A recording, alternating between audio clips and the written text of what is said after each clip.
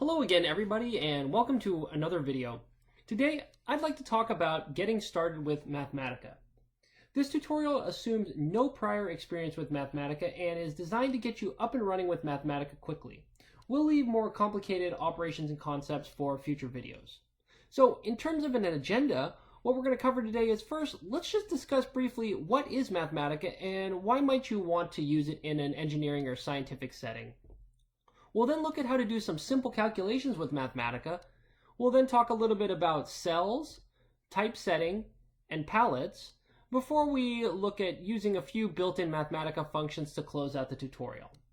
So why don't we go ahead and get started? So let's try to answer that question first of what is Mathematica? So Mathematica is a technical computing platform used by engineers and scientists in a variety of fields. It's going to allow us to do simple and complex calculations, create plots and animations, analyze data sets, and a variety of different functions as well. Now, one of the things that really sets Mathematica apart from other mathematical analysis tools is that it allows symbolic manipulation of equations. So what this means is when you're defining variables, you don't need numeric values for everything on the right of the equal sign.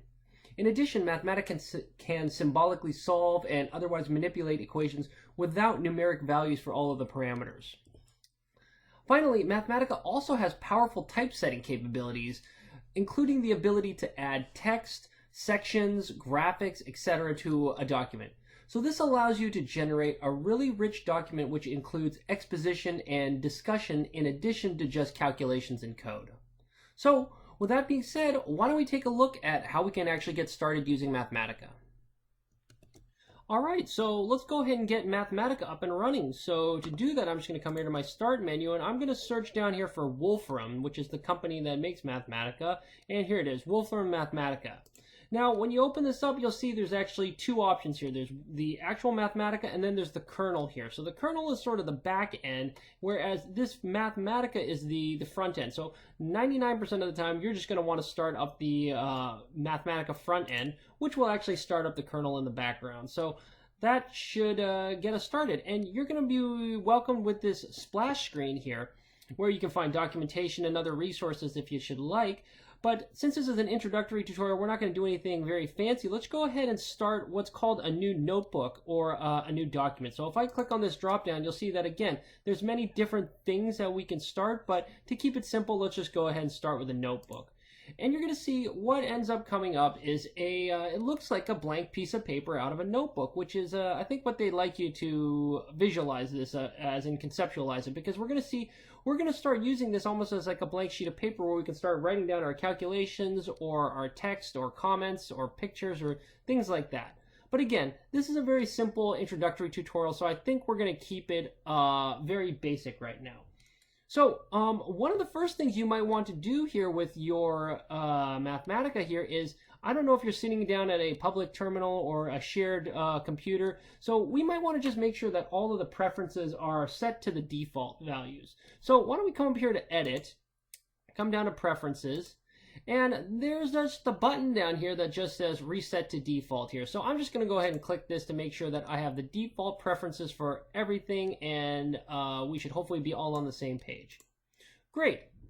Now, one of the other things we're going to see here is Mathematica, unfortunately, the type is a little bit small in my opinion. I don't know if my eyes just aren't as good as they used to be here, but I actually don't like to stare at small text. So to give you an example of this, if I were to do something simple like just say x equals 3, you can see that's a little bit on the tight end. What you can easily do here is if you come up here to Window and Magnification, you can just kind of bump this up. Let's push it up to 125 just to make it a little bit easier to read here.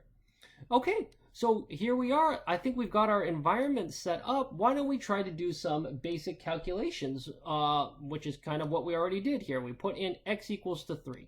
Now, one thing that we're going to have to worry about, well, maybe worry is the wrong adjective. Maybe we should just say something we need to be cognizant about here is in Mathematica, you have to physically enter in commands here. So right now, this has not been executed here. So in order to enter this into Mathematica, there's a couple of ways to do this, but the most popular way here is obviously to just type in your command, and now you have to actually hold down the Shift key and then press Enter. So when you do this shift enter here, what that does is you'll see that you get this little tag here of in one and out one. So Mathematica is showing you that, okay, the first thing that you input here was this command of x equals 3, and the result of that command here was just 3 here. So we can continue this if we want. We can do things down below like say y equals 4, and maybe for giggles, let's go ahead and put a semicolon at the end of this. And we're going to see that a semicolon, just like many other programming languages, this suppresses the output to the screen. So if I were to now shift enter, we see that that was input into Mathematica, but there was no resulting output. However, y is still defined to be 4 here. So I can start using x and y, these variables, to do very basic calculations. So for example, I can say z equals x plus y. Now, I'll do one more thing. Let's call to your attention before I actually hit shift enter here. You may want to notice here that over here, x and y, those are colored in black, whereas z over here is colored in blue. So this coloring scheme is Mathematica's visual cues to tell you what variables are defined and which ones aren't. So things that have definitions or things that Mathematica knows about, it's going to type those out in black, and things that are unknown or undefined are going to be written here in blue. So when I hit shift enter, hopefully we should see that blue z turn into a black z as it gets an actual definition. So I can go ahead and say shift enter. And there we go. And we've got a 7. All right, so we mentioned this a little earlier in the agenda, but the power of Mathematica is that it's a symbolic manipulator. So in other words, everything to the right side of the equal sign doesn't actually have to be defined at the time of input or evaluation. So what that means is I can come here and I could do something like, say, I want to define a variable f, and I want to say that this is 5/2 plus 2 times t. And again, remember our blue-black highlighting, we notice that both f and t are undefined here, right? Now, if you try to do this in MATLAB or some other language, and you try to execute this line, I'm sure it's going to yell at you and say, hey, I cannot assign the variable f because I have no clue what the numerical value of t is. But here with Mathematica, I can just go ahead and hit shift enter, and it's just going to blow straight through this and assign f to that variable or to that expression with no qualms at all here, right? So we see that it doesn't even need a numerical value of t. It's just going to store it as a symbol for now. This is going to be extremely helpful down the road here when we want to manipulate or simplify or expand or otherwise work with complicated expressions here. Now, one other thing that we may want to think about with Mathematica that's interesting here is if you notice here, I entered 5/2 here, right? So there was this exact fraction here where in a numerical language, you might think that 5/2, isn't that the exact same as 2.5?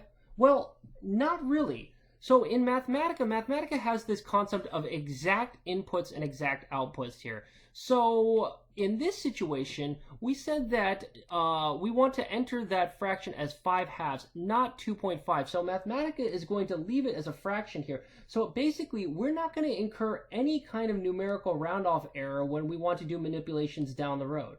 So I always try to enter things as exact fractions if possible, so I don't incur this error. Now, we're free to go ahead and change that if we want. So I could define another variable, maybe f2, and if I write this as 2.5 plus 2 times t, Mathematica is going to realize that, oh, I'm using decimals or I'm using inexact numerical inputs, and it's going to store this very differently. So if I shift enter this line, you'll notice here that it writes f2 and stores it as 2.5 with a decimal numerical value rather than that exact input of 5/2. So again, if I were you, I would I would suggest using exact fractions here for any type of numerical value whenever possible. All right, so I think we've done a couple of calculations and are getting a little bit comfortable with Mathematica. I'd like to now draw your attention to the right side of the notebook. And if you notice here, there are these square brackets or braces on the right of it. And you'll notice that they sort of group calculations together. These are what are referred to as cells in Mathematica here. And you can think of cells in Mathematica as a set of inputs here that should all be executed together here. So you'll notice here that we sort of did this very methodically, one line at a time here, and a lot of people like to think that way here. But if you would like to make this more fluid here and flow a little bit better, you can actually group multiple calculations together in a single cell. So what I mean by that is, let's do something else. Why don't I say something like dog is 4, and I'll put a semicolon here to suppress the output. But now, instead of hitting Shift Enter to enter this into Mathematica, I'm just going to hit plain old Enter. So plain enter, and you'll see what that does is it gets me a carriage return here within the same cell. So now I can go ahead and continue my operations. I could say cat is, how about 5 divided by u plus 6.5. I'll use an inexact input here, right? And again, maybe I'll semicolon that. And now, again, I don't want to shift enter this. I'll just go ahead and hit normal enter here. And then finally, I'll go ahead and say something like, I don't know, goat is dog plus cat plus 750 or something like that here, right? And maybe I will leave the semicolon off at this point. And you'll notice here that all of these calculations are contained within the same cell here. So now if I just put my cursor on any of these commands, when I hit Shift Enter, all 3 of these commands are going to be entered in simultaneously into Mathematica in that sequential order. So again, it doesn't matter if I have my cursor at the very bottom line. When I hit Shift Enter, it's going to enter the dog line, then the cat line, and then the goat line here. So let's just go ahead and put the cursor there, hold Shift, and now push Enter, and we see all of those get input into Mathematica at the same time here. So that's how we can group things into cells. Now, you might notice here that once you start getting complicated cells with a lot of information in here, you may want to add some comments. Just like any programming language, I think it's very helpful to be able to write comments to illustrate what you're doing here. So to write a comment here, why don't I come back to this cell here, and what I'm going to do is I'm just going to come to the top of the cell here. I'm going to hit a enter, a normal enter, to get a carriage return here, and I'd like to start adding some comments at the top of this cell so I remember what I'm doing. So to enter a comment into Mathematica, the way you do that is parentheses star, and then here is a comment, and then star parentheses. And you'll see that everything between that parentheses stars are considered a comment, and they will not actually be entered into Mathematica when you execute them. You can sprinkle comments in wherever you like within your cell. So maybe, you know, down here I'll hit enter a few times to get a carriage return, and I can say now create a goat from a cat and a dog. I know that's a little bit ridiculous, but I think for illustrative purposes, this is fine. So you can kind of see this is allowing you to start commenting your code a little bit so you'll understand what's going on here. So now, again, I can just go ahead and Shift Enter this whole cell all at once. Maybe let me scroll down a little bit here. So I'll Shift Enter this, and again, it goes in, and those comments did not affect the calculation whatsoever. So while adding comments to a document in this fashion is perfectly passable, Mathematica actually has a much better system for adding text and comments to a document.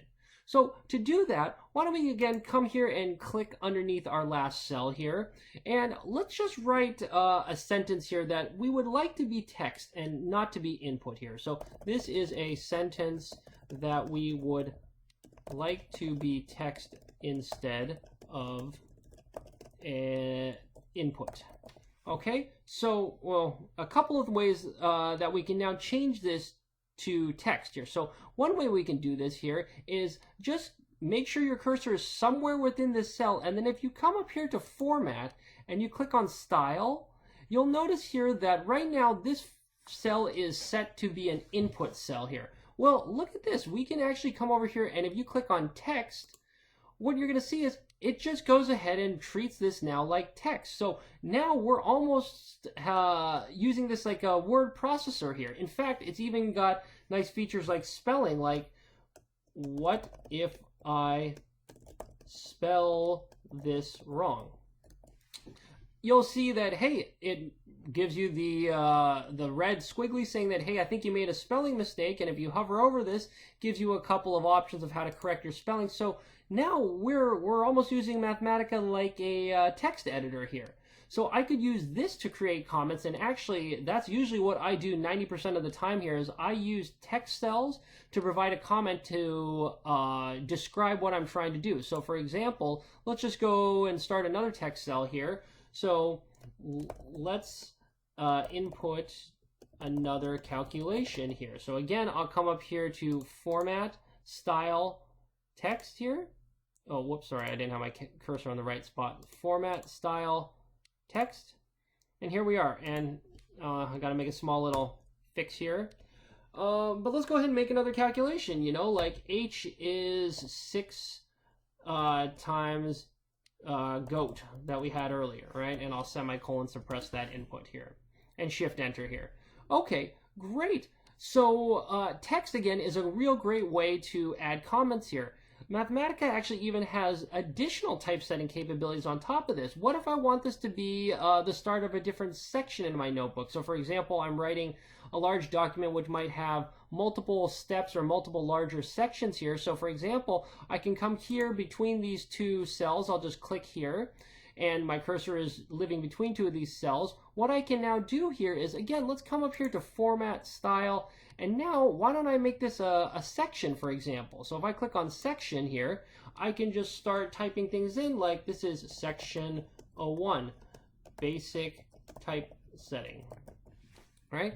So you're seeing now we're creating this really well, not interactive, but it's a very engaging document at this point, right? It's very easy to see that certain sections are titled a certain way. We then have normal text, which describes what's going on. And then finally, we have normal input for performing mathematical calculations. Using this typesetting is even more powerful in combination with the cells we just learned about, because if you look at this here, you'll see that, okay, the section title is its own cell. Each of these two texts are their own cell. The input is its own cell, but they're all sort of contained by this supercell or this containing cell. So if I double click on this containing cell, you'll see that it basically collapses that entire section. So I'm free to start working on another section without cluttering the desktop with previous sections. So for example, let's make another section here. So section 02 here, and oops, unfortunately it looks like it kind of got consumed into the previous sections. But if we go ahead and change this here again, if I come here to Format, Style, Section, it will be its own section broken out of that old one. So why don't we go ahead and do that right now? So section 2 here, this is another section here, right? And now I can start doing calculations in here, right? Like bird is cat plus a goat or something like that. And shift enter. And again, everything is now collected within their own sections here. So while we're talking about typesetting, I'd like to show you one of the things that I really like Mathematica for. Mathematica has a really good way to input Greek symbols or other mathematical constructs like integrals or derivatives or partials or things like that in a very simple, quick, and easy way here. If you've ever tried to do this in Word, like write down a mathematical equation, you'll notice it's a little bit cumbersome in a lot of other systems. But again, Mathematica has a really good way to go about doing that. So to illustrate that, tell you what, why don't we go ahead and start a new section here. So I'll come up here and say Format, Style, Section here. And let's just talk about how about Greek symbols. And to enter in a lot of these Greek symbols here, we're going to use what's called a palette here. So to get to the palette here, we're going to come up to the top menu here, and if you click on palettes, there's all of these different types of palettes that you can use to input and create different constructs in Mathematica here. I'll let you guys play with some of these, and we'll cover some of them in maybe a future video, but the one I'm interested in here is under Other. If I come here to Basic Math Input and click on that, you'll see we get this palette showing up, and you'll see this palette has all of these Greek symbols defined, summations, integrals, square roots, all of these different things, which are going to make entering in symbols very easy. So, for example, if I want to talk about, for example, the quadratic equation, why don't we do that? Why don't I click down here underneath this? These horizontal bars are referred to as horizontal I-beams here. But all that is basically a delineation between the different cells here. So let's go ahead and change this to a text here and say, consider the quadratic equation which solves a second order polynomial's roots. So for example, the polynomial might be something of the form of alpha x squared. Now, if I want to square this, again, you'll notice, here's a nice little squaring operation. So maybe what I'll do here is, let me select the x here that I want to square. I'll click on the square button, and then, here we are. We get the little hat up here, and I can enter in 2.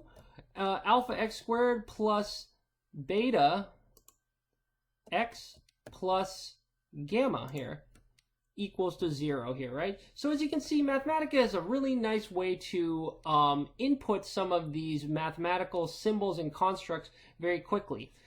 Here's another little trick. There's a lot of keyboard shortcuts here that are not even going to require you to go over here to the basic math input palette here. So if you hover over some of these, you'll notice here that it gives you a little bit of a hint. So for example, with alpha, so if I hover over alpha, you'll see it's got that little text tool that says escape here, or you could do this slash method here. I like this escape method. What that basically means is, let's come down here and start another cell here. So another way to input Greek symbols or other constructs quickly is to use the escape symbol escape pattern.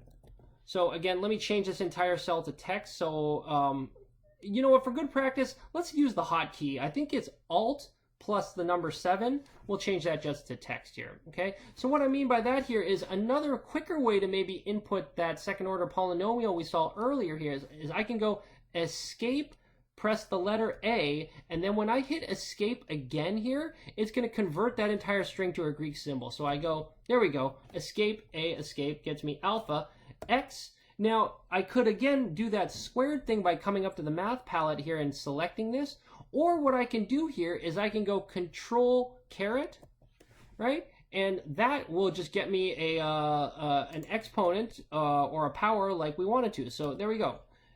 Alpha x squared plus beta, I can do escape B escape, x plus gamma, I can go escape G escape, and there we go, equals to 0. So again, you'll see once you get comfortable with Mathematica here and inputting things, it's a much quicker way to typeset mathematical equations here. So I really end up liking this, and it's very handy.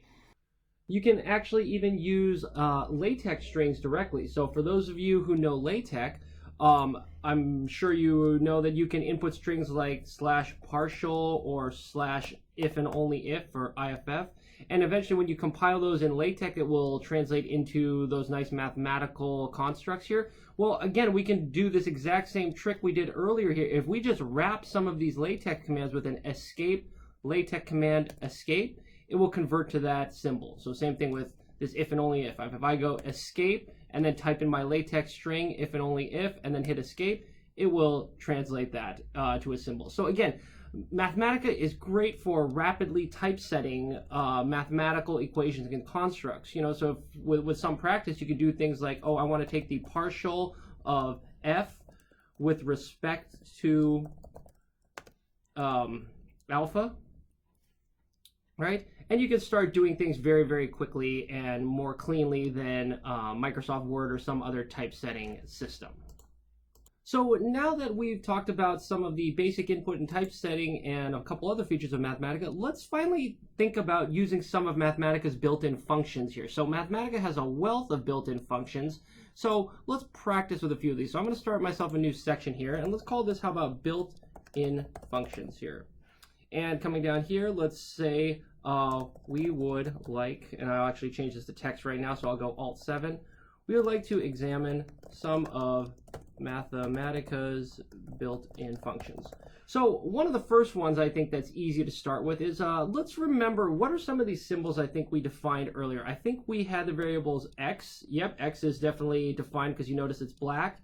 I'll just hit plain old enter to enter a few of these into the same cell. So I'll say x, I think we had a y, I think we had an f. All of these are known symbols here, right? If you notice, they're all black.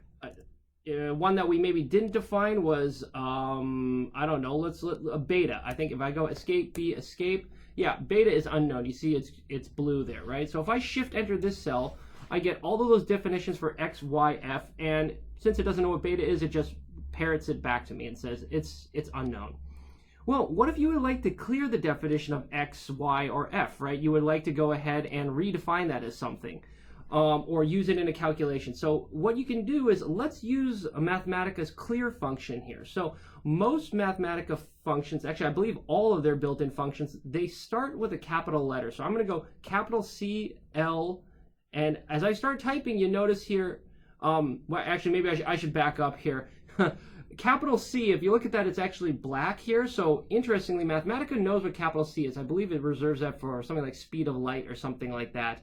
But as I start typing C-L-E, it turns blue because it has no idea what C-L-E is, but it starts giving you a list of suggestions of possible built-in Mathematica functions here. So we see clear is there at the top. So I'll just complete this. So C-L-E-A-R. So that's the name of the function, and now I need to start passing in some parameters to the function here. So in Mathematica, the way you start passing in parameters here is, most programming languages, I think, use a open parentheses here. In Mathematica, you actually use square brackets here. So I'm going to start a square bracket here, and notice that, again, another visual cue pops up. As soon as I type that square bracket, it's purple, meaning that it doesn't have a matching ending bracket, so that'll help you track down some of these issues where you might have nested functions or things like that, and you want to make sure every bracket or brace or curly brace or parentheses matches.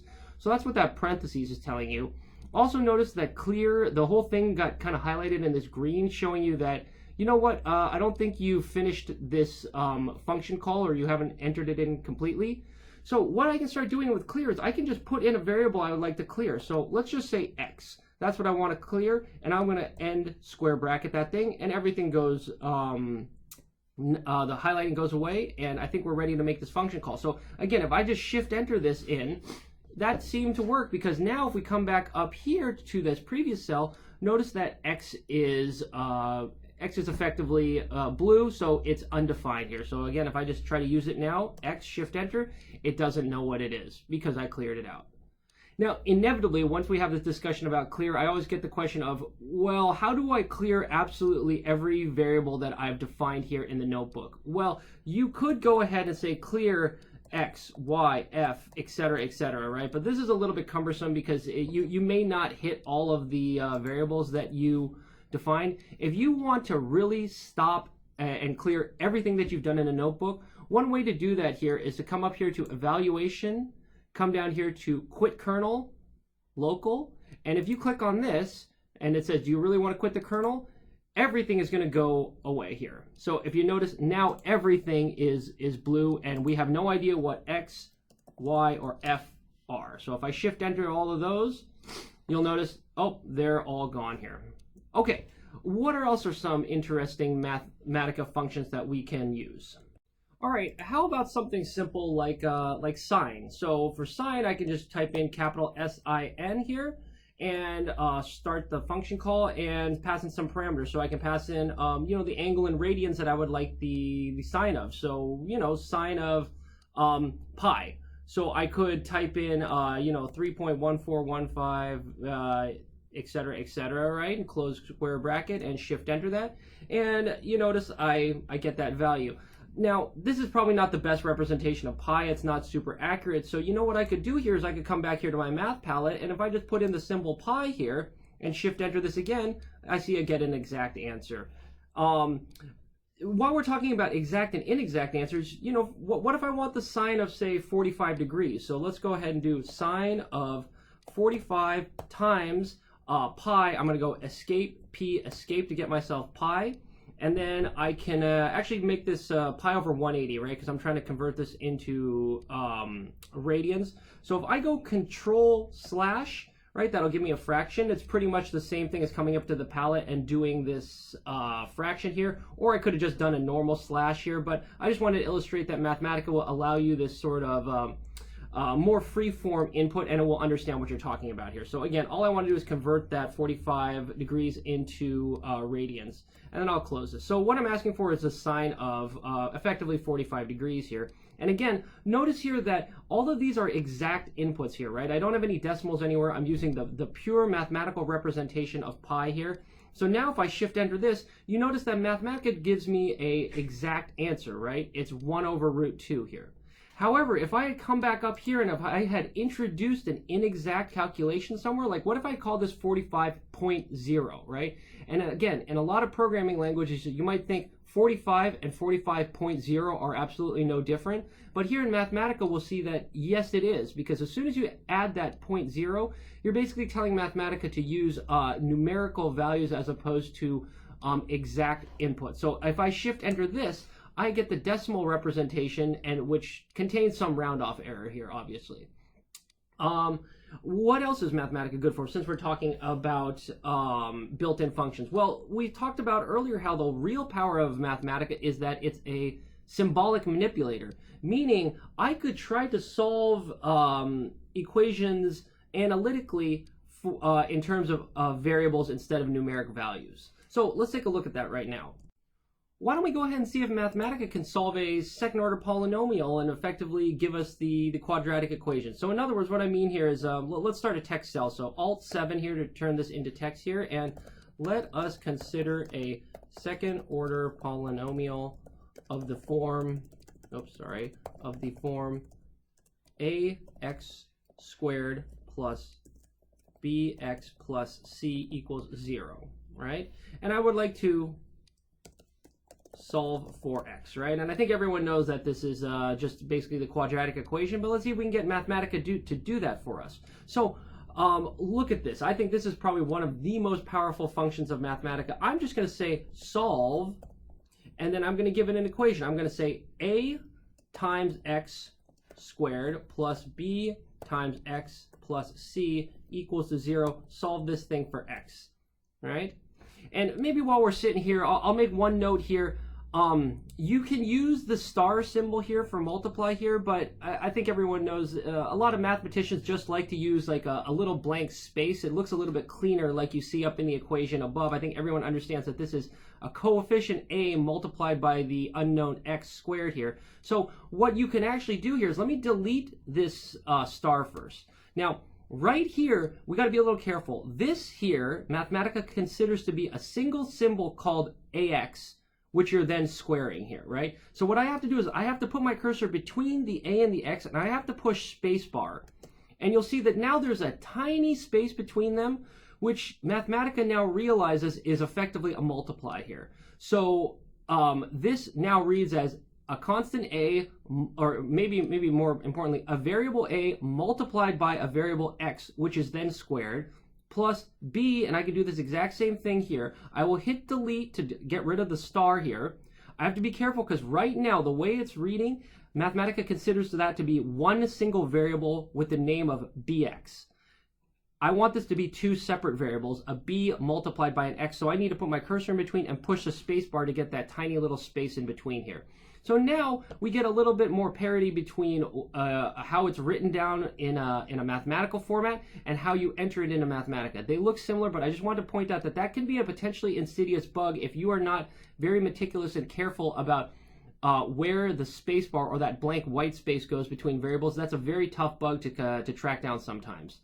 So anyway, long story short, if you look at this, let's try to go ahead and solve it. So if I go ahead and say Shift Enter on this line, look at that. It gives me two solutions, which is effectively the quadratic equation. And I think everyone realizes the power here is, you're not limited to second order polynomials. You can go third, fourth, fifth. Heck, there could be much more complicated expressions in here, and Solve will try to go ahead and find you an analytical solution for that. All right, great. So I think we've done a fair bit of work and covered a lot of ground here. Maybe now is a good time to save this notebook, because if you noticed up here, there's no title for this notebook, and also there's this star up here. This star is basically trying to tell you that, you know what, you've changed this notebook and you've made some modifications that have not been saved yet. So what we should do is go ahead and save this. So obviously I'm just going to come here and say File, Save. And if it's the first time, it's going to ask me a place that I want to store this. I'm going to go ahead and just put this in my temporary folder, and I'll rename this, how about to Getting Started with Mathematica. And I'll just go ahead and hit save here. All right, now you notice that star goes away here, basically telling me that, you know what, everything is safe and sound and saved in this notebook. So let's go look at that directory here. And you'll notice here, all Mathematica stores for you is a single file with the file extension .nb. That's all you need. Everything is nice and self-contained into this one file. There's no other external dependencies or things you need to tote around. So this is great. This is the one file you need to basically back up to version control or email to a friend or save somehow, and you should be ready to go. So what I'm free to do here is tell you what, let's pretend that we are going to close everything down for the night and come back. So let's go ahead and just exit out of this. So I'll close the Mathematica notebook now that I've saved it. I may get this funny little screen here. I'm just going to go ahead and say, all right, I want to quit completely. And now, when you come back the next morning or whenever you're ready to start working on your notebook again, obviously all you need to do is just double click on this notebook to get it started. So let me do that real fast, because I'd like to show you one interesting fact, or a little trick.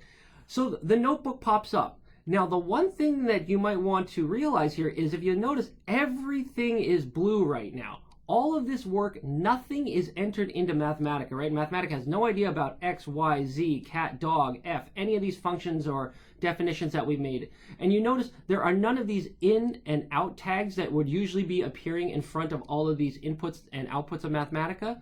So there's a couple of ways you could do this now. When you come back the next morning or whenever and you'd like to start working again, you could basically just start from the top of your notebook and find the first one and go Shift Enter. There it goes. That's the first thing to go in. I'll go down to my next cell. I'll Shift Enter this. I'll go down to my third cell. I'll Shift Enter this. I think everyone sees what I'm getting at. This is extremely monotonous. If you have a very long notebook with a lot of computations and calculations, you don't want to have to manually go through and evaluate every single cell to get back to where you were.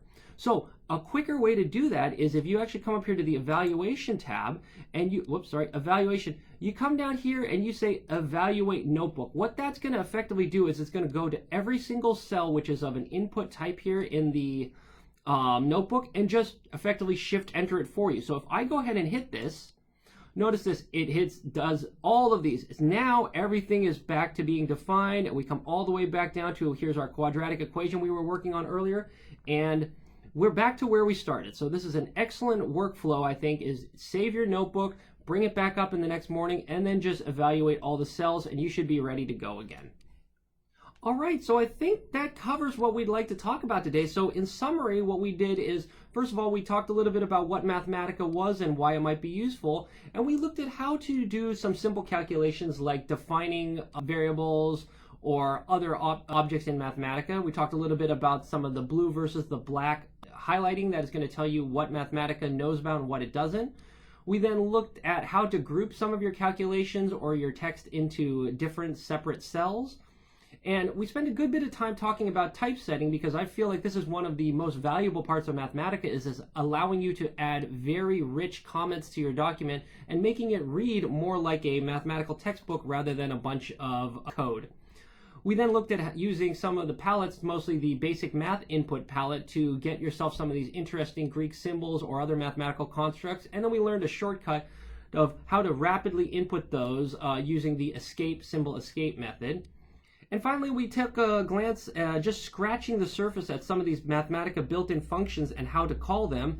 And this hopefully will allow you to unravel some of the secrets of Mathematica, and it will give you a good direction on where to head to next. So I hope you enjoyed this video. We're going to have a few others of these related to different features in Mathematica, like working with matrices, plotting, and some other advanced techniques here. So I hope to see you at one of those videos in the future. Thank you so much. I'll talk to you later. Bye.